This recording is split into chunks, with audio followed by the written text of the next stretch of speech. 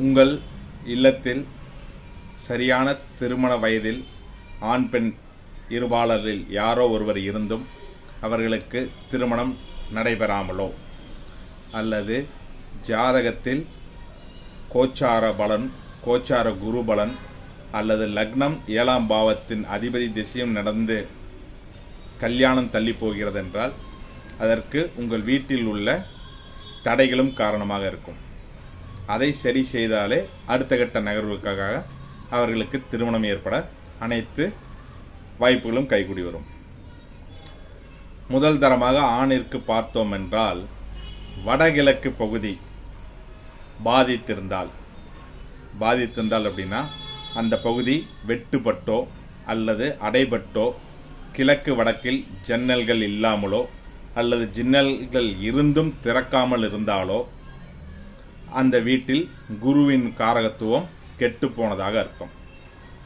அப்படி இருக்கும்போது அந்த வீட்டின் வடகிழக்கை சரி செய்து அந்த வீட்டின் ஆண்மகனை அங்கே தங்க வைக்கும் பொழுது திருமணம் விரைவில் கைகூடும்.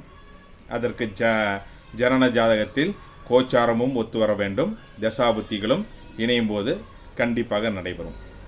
அதேபோல் ஒரு இல்லத்தில் பெண் திருமணமாகாமல் தள்ளி கொண்டே போகிறது, வயது ஏறிக்கொண்டே போகிறது, அப்படிப்பட்ட பிரச்சனைகள் என்றால் அந்த வீட்டின் தென்கிழக்கு பாதித்திருக்கும்.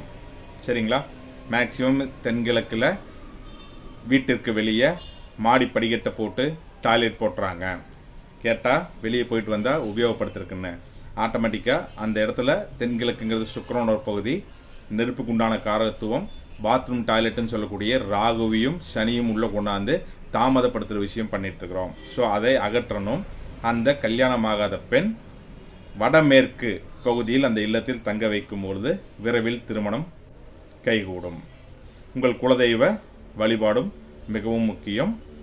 இதை செய்து வாருங்கள். திருமண தடை தாமதங்கள் விரைவில் நீங்கும். நன்றி.